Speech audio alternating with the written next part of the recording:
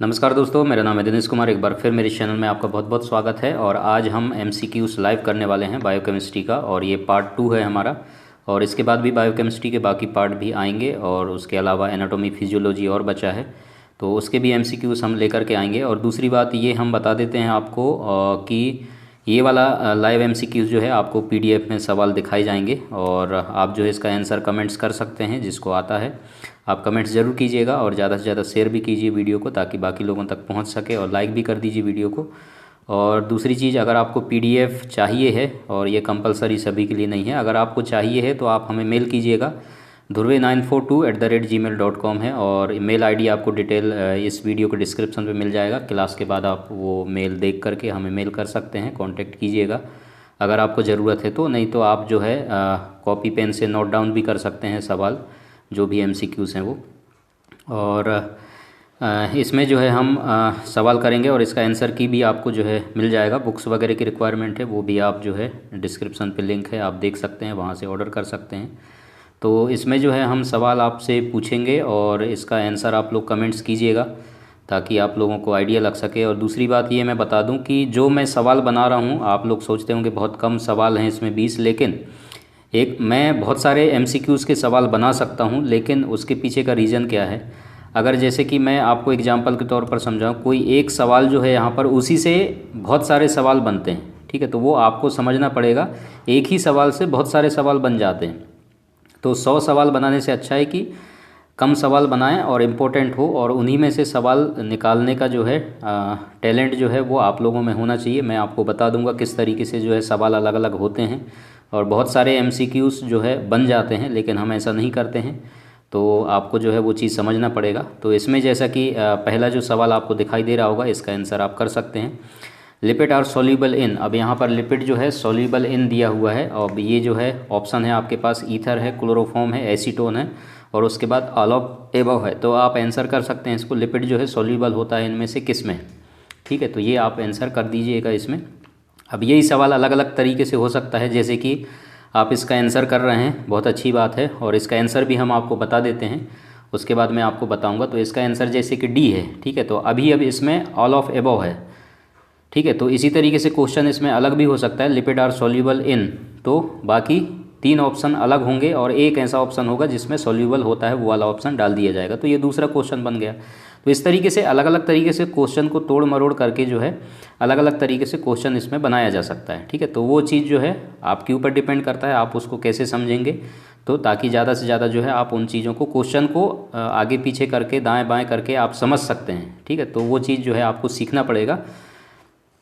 तो ये बहुत ज़रूरी है।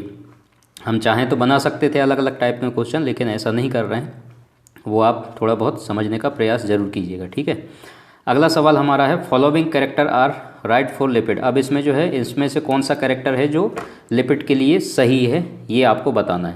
अब यहाँ पर लिपिड का कैरेक्टर दिया है अलग अलग। They are soluble in water, insoluble in ether, related to fatty acid, all of above, ठीक है। तो अब देखिए यहाँ पर 4 ऑप्शन दिए हैं, अब इसको आपको समझना पड़ेगा।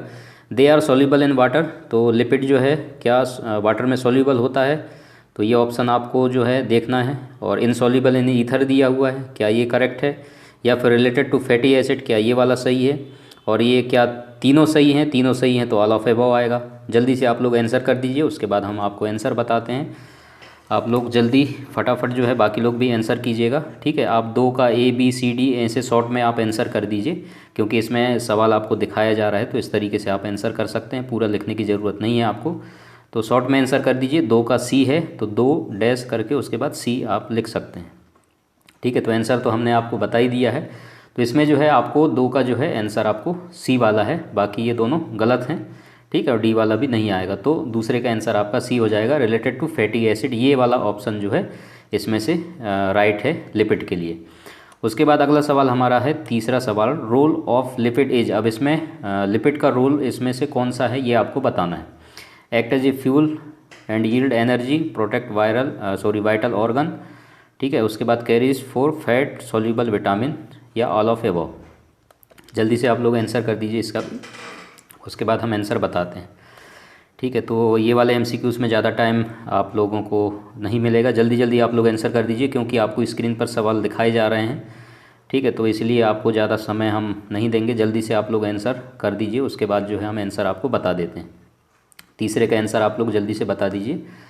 तो चलिए हम आंसर बता देते हैं आपको। तीसरे का जो है आंसर आपका डी आएगा, ऑल ऑफ एबव, मतलब ये सारे जो हैं लिपिड के लिए जो है ये रोल ऑफ लिपिड है। ठीक है, तो ये सब आ जाएंगे इसमें, तो डी वाला ऑप्शन जो है तीसरे का। उसके बाद फोर्थ क्वेश्चन की तरफ हम चलते हैं। Which lipid are esters of fatty acid with alcohol and contain additional group. ठीक है, अब ये जो चीज़ लिखा हुआ है ये आपको समझना है, ये किसके बारे में लिखा है, simple lipid, compound lipid, derived lipid, या इनमें से किसी के नहीं के बारे में। ठीक है, तो विच लिपिड आर कौन सा लिपिड है जो esters of fatty acids with alcohol and contain additional group के साथ जो है बनता है। तो अब इसमें आपको बताना है सिंपल लिपिड या कंपाउंड लिपिड या डेराइव्ड लिपिड। ठीक है, तो तीनों में से कोई ना कोई तो होगा। ठीक है, तो आप बता सकते हैं इसका आंसर चौथे का, जल्दी से आप लोग कमेंट कर दीजिएगा फोर्थ का आंसर। तो ये जो है हमें आंसर बाकी लोग भी दीजिए, 4 का ए बी सी डी कौन सा आएगा ऑप्शन, ये आपको बताना है। तो 4 का जो है आपका आंसर आ जाएगा बी वाला, कंपाउंड लिपिड। तो कंपाउंड लिपिड जो है करेक्ट ऑप्शन है। ठीक है, तो आंसर आपका जो है बी हो जाएगा इसमें। अगले सवाल की तरफ हम चलते हैं। फिफ्थ सवाल जो है इसमें, फॉस्फोलिपिड्स आर एग्जाम्पल ऑफ। अब ये फॉस्फोलिपिड जो है इनमें से किसका एग्जाम्पल है। ठीक है, डी वाला ऑप्शन भी आपको दिखा देते हैं, नन ऑफ एबव है। बाकी सिंपल लिपिड, कंपाउंड लिपिड या डिराइव्ड लिपिड। तो फॉस्फोलिपिड जो है इनमें से किसका एग्जाम्पल है आपको बताना है। सिंपल लिपिड का है, कंपाउंड लिपिड का है, या डिराइव्ड लिपिड का है, या इनमें से कोई नहीं। फिफ्थ का आंसर आप लोग जल्दी से बता दीजिए। ठीक है, तो 30 सेकेंड कम से कम लेना चाहिए आपको समय, और सारे ऑप्शन पढ़ने के लिए, समझने के लिए। ज़्यादा टाइम आप वेस्ट ना करें एक ही सवाल में। ठीक है, तो हम कोशिश करेंगे जल्दी से जो है ये एमसीक्यूज़ ख़त्म हो, और उसके बाद जो है 75 मार्क्स के जो है एमसीक्यूज़ हम जो सब्सक्रिप्शन ले रहे हैं व्हाट्सएप पे, तो वहीं पर वो चीज़ें मिलेंगे। ठीक है, अगर आपको पीडीएफ चाहिए तो जैसे मैंने बता दिया, आप हमें मेल कर सकते हैं। लेकिन ये है कि मैं ये जो पीडीएफ है केवल और केवल इंग्लिश में है, तो सभी लोग जो है ध्यान रहे, और इंग्लिश में समझना आसान होता है, इसलिए इंग्लिश में ही आप लोग पढ़िएगा ताकि ज़्यादा समझ में आए। और हिंदी के बुक बने ज़रूर हैं, लेकिन पूरा सिलेबस जो है उसमें आपको मिलेगा नहीं। ठीक है, इस बात का जो है आप विशेष ध्यान रखें। जो भी हिंदी मीडियम से हैं तो उस बात को आप विशेष ध्यान रखिएगा कि हिंदी मीडियम की जो भी बुक होते हैं उसमें पूरा सिलेबस और प्रॉपर तरीके से जो है आपको उसमें कंप्लीट नहीं मिलेगा, क्योंकि बहुत सारे बुक हैं हमने देखे हैं, तो उसमें कन्फ्यूजन भी बहुत ज़्यादा होता है। इसलिए आप इसका आंसर चलिए हम बता देते हैं। तो पाँचवें का आंसर जो है आपका बी वाला आएगा, कंपाउंड लिपिड। ठीक है, तो फॉस्फोलिपिड जो है कंपाउंड लिपिड का एग्जाम्पल है। चलिए अगले सवाल की तरफ हम चलते हैं। 6th नंबर पे, एल्कोहल इज एग्जाम्पल ऑफ। अब एल्कोहल जो इनमें से किसका एग्जाम्पल है, derived lipid, simple lipid, compound lipid, या इनमें से कोई नहीं। ठीक है, तो ये इसका एमसीक्यूज़ जो है ऑलरेडी जिन लोगों ने सब्सक्रिप्शन लिया है उनको एमसीक्यूज़ ये पहुंच चुका है, और ये लेट आ रहा है थोड़ा सा यूट्यूब में, तो इसको जो है आप लोग जल्दी जल्दी सॉल्व कीजिए, ताकि जितना समय मिलता है हम आपको लाइव क्लास लेने की कोशिश करेंगे यूट्यूब में। ठीक है, तो alcohol is example of derived lipid, simple lipid या कंपाउंड लिपिड। जल्दी से आप आंसर कर दीजिए, हम इसका आंसर बता रहे हैं। ठीक है, तो 6th का जो है ए वाला ऑप्शन आएगा, बिल्कुल करेक्ट है, डिराइव्ड लिपिड। ठीक है, तो इसका एग्जाम्पल है आपका एल्कोहल।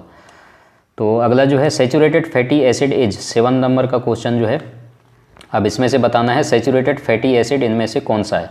अब ये थ्योरिकल बायोकेमिस्ट्री के क्लासेस हैं, और इसके बाद जो है क्लिनिकल बायोकेमिस्ट्री के एमसीक्यूज़ आपको मिलेंगे। नेक्स्ट जो क्लास होगा वो क्लिनिकल बायोकेमिस्ट्री से होगा, और उसमें से जितने भी इम्पोर्टेंट एमसीक्यूज़ बन सकते हैं वो हम आपके लिए लेकर के आएंगे। ठीक है, तो saturated fatty acid is acetic acid, oleic acid, linoleic acid, या इनमें से कोई नहीं। जल्दी से आप लोग बता दीजिए। 7 का आंसर हम आपको बता देते हैं, बाकी लोग कमेंट्स करते जाइएगा। ठीक है, तो ए वाला ऑप्शन जो है बिल्कुल करेक्ट है, एसिटिक एसिड, इसका करेक्ट ऑप्शन आपका एसिटिक एसिड आएगा। ठीक है, तो 7 का जो है आंसर ए वाला है। ठीक है, अगला सवाल है हमारा 8 नंबर का, lipoproteins are also called as. तो लाइपोप्रोटीन को जो है और क्या कहा जाता है। ठीक है, इनमें से आपको बताना है। Lipoprotein are also called as sulpholipid, glycolipid, proteolipid, या डी नन ऑफ एबव। जल्दी जल्दी आप लोग आंसर कर दीजिए, इसमें समय आप ज़्यादा लेने की कोशिश ना करें, ठीक है। तो जल्दी जल्दी आप लोग जो है प्रैक्टिस करें ताकि सही समय पर सारे क्वेश्चन जो है अटेम्प्ट हो जाएं। तो ये तैयारी भी आपको करना है, जो मेन एग्ज़ाम आपका होगा तो उसमें जो है आपको समय का भी ध्यान रखना है।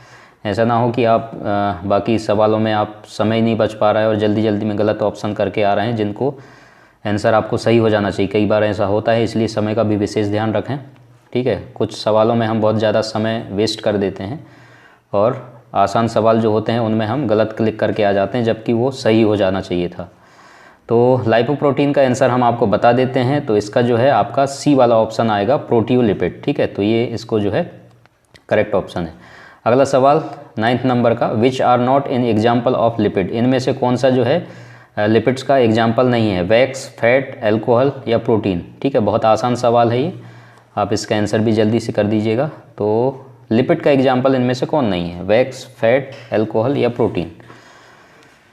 जल्दी जल्दी बाकी लोग भी आंसर कीजिएगा, ठीक है। तो ये क्लास जो हो रहा है उसका कमेंट्स में सब लोगों का जो है रीड कर रहा हूँ, देख रहा हूँ कौन कौन सही जवाब दे रहे हैं या नहीं दे रहे हैं, ठीक है। तो आप लोग जल्दी कमेंट कर दीजिए, किसी का नाम जो है इसमें लिया नहीं जाएगा, लेकिन जल्दी जल्दी आप लोग कमेंट्स कीजिए।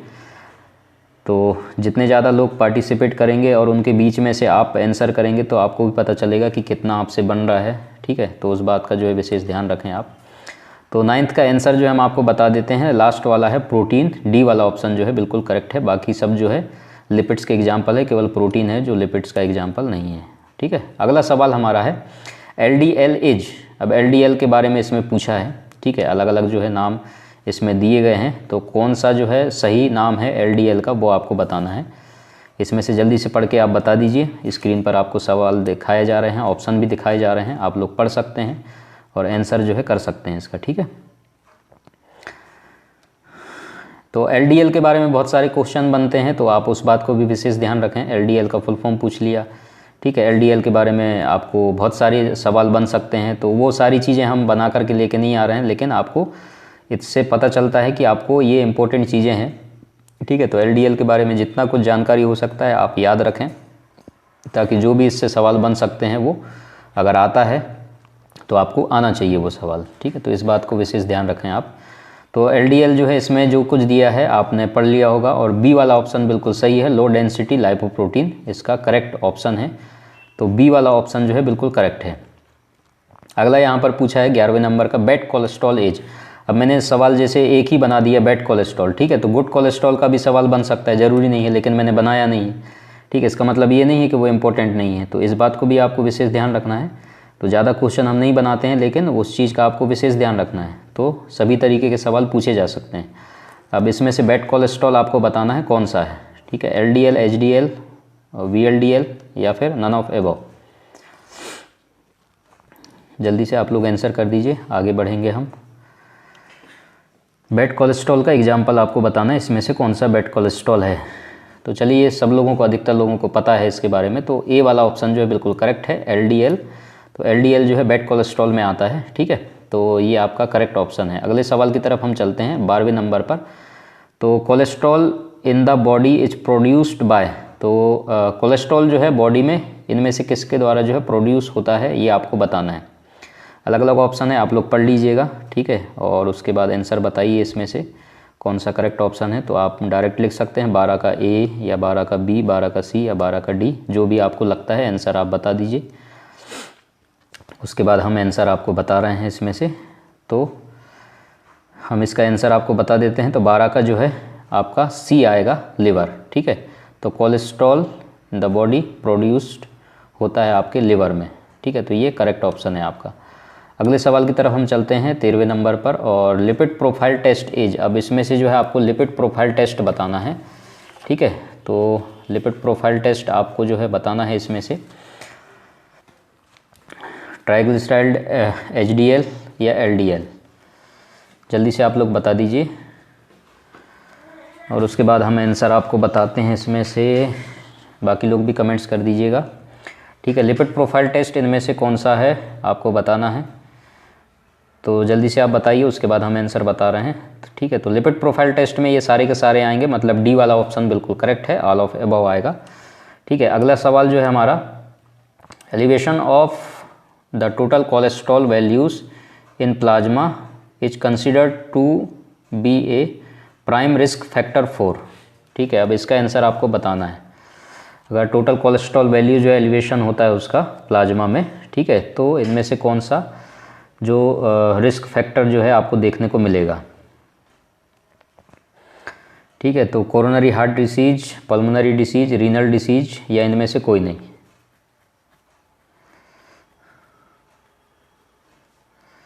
जल्दी से आप लोग आंसर कर दीजिए। तो 14 नंबर का जो है आंसर आपको हम बता देते हैं। 14 नंबर का आंसर आपका हो जाएगा ए वाला ऑप्शन जो है बिल्कुल करेक्ट है, कोरोनरी हार्ट डिसीज।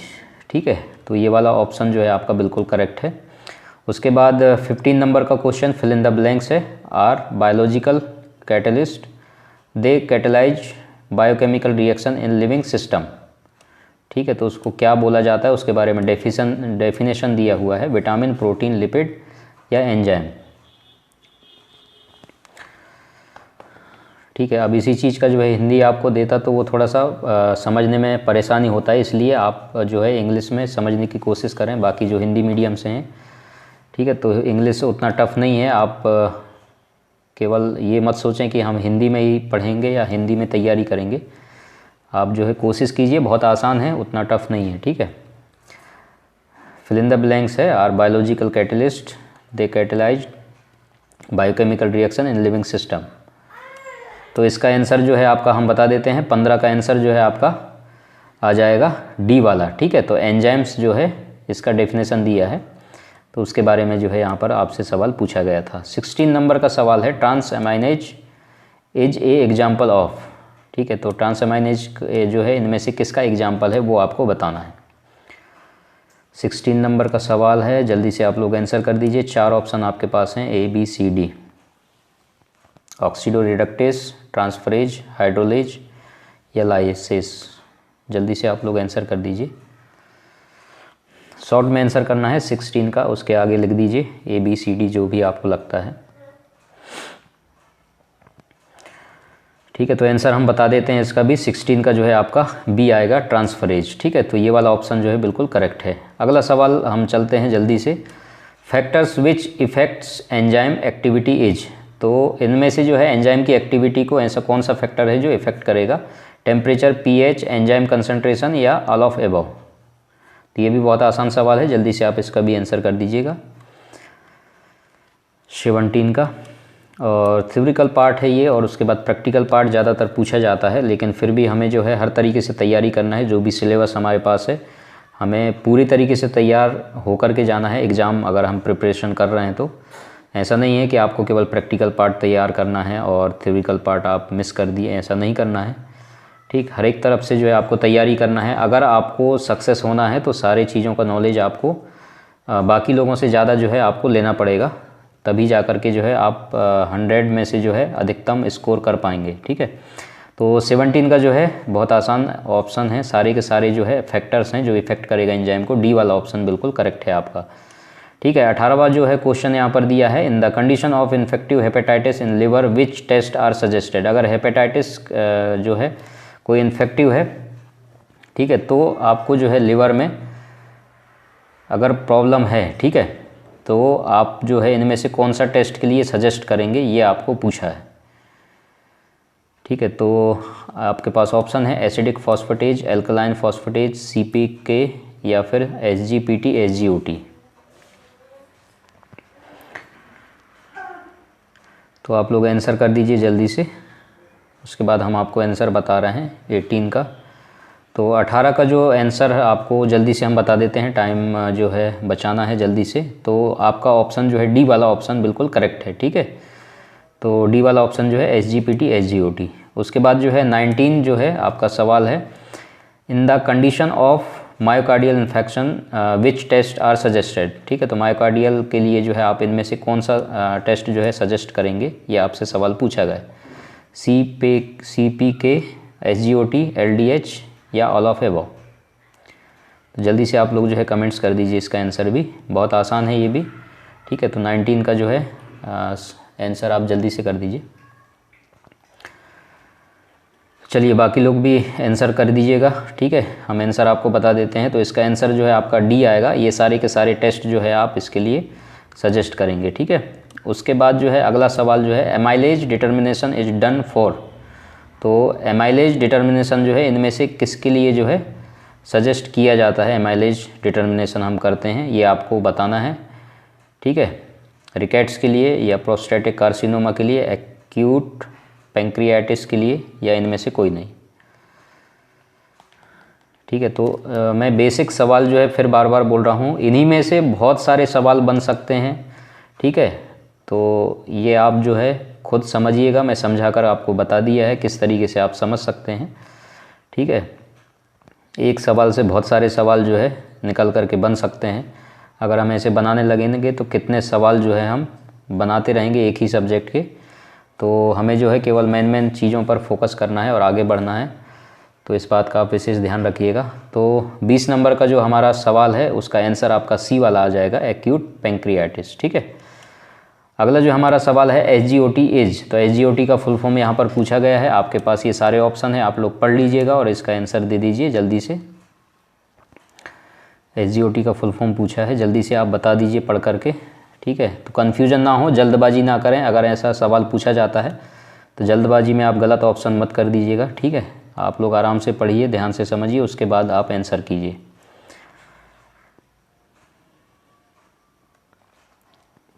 ट्वेंटी 21 हमारा लास्ट क्वेश्चन है, जल्दी से आप लोग जो है, और 21 मिनट ही हुए हैं, तो हमने कोशिश किया है कि हर क्वेश्चन 1 मिनट में ख़त्म करें। और उसके बाद जो है, चलिए इसका आंसर जो है हम आपको बता देते हैं। तो 21 का आंसर बी है, ठीक है। तो बी वाला ऑप्शन बिल्कुल करेक्ट है। तो ये आपके पास आंसर की है। तो इस तरीके से PDF हम बना रहे हैं।